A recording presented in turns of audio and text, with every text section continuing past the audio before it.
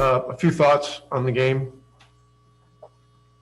Obviously, very hard fought. I was really proud of the team, the way we fought throughout the game. It didn't start particularly well. They were very physical,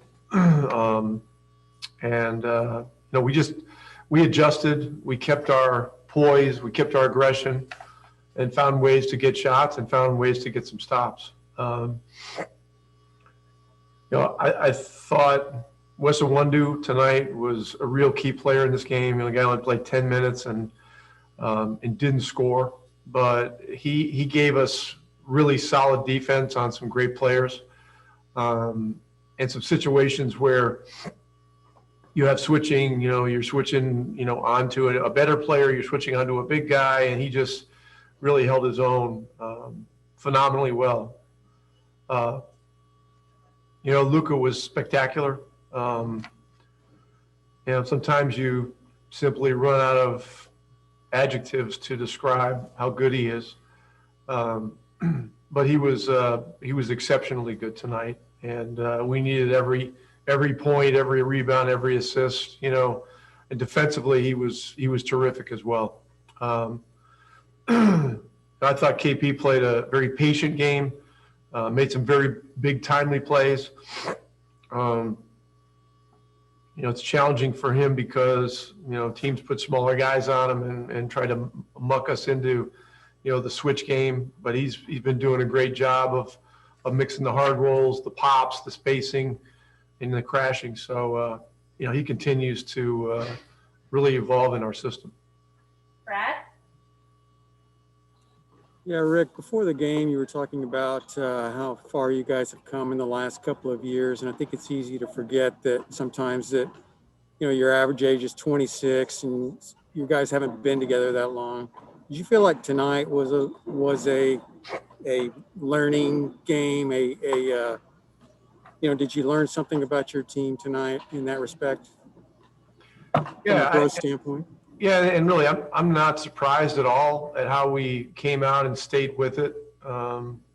These guys have been in the playoffs, and so they have a very good idea of what these types of games are like. As they go on in their careers, there are going to be more and more of them, and there'll be more and more of them during the regular season. Against big rivals, national TV, the whole thing. But, I do think we took some steps tonight. But the burning question is always where do you take it from here?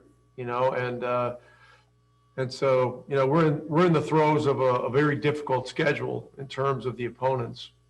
Two against the Clippers, 2 at Portland. Very, very challenging. And so.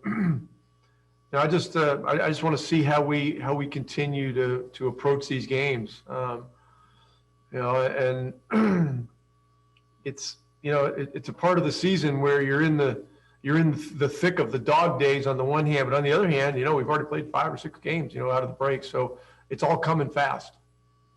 Tim Cato? Yeah, what were your overall and individual thoughts about the defense? And I think the fans always want to know what the defensive belt was. The fans want to know what? The defensive belt, who won that? Oh, yeah, Josh Richardson, and look, we had a lot of guys under consideration, but, his loose ball play in the beginning of the game, that set the tone for the entire game.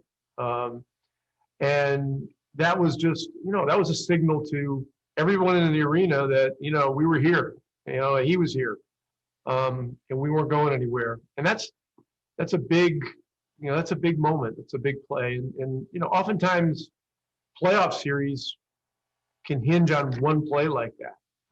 Your season can hinge on one play like that at times.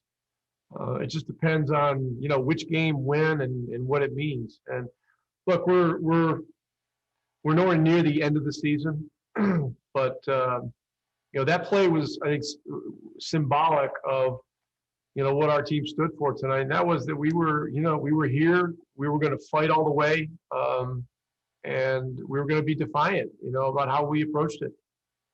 Last one for Tim McMahon. Rick, Paul George has earned a reputation as one of the league's best perimeter defenders.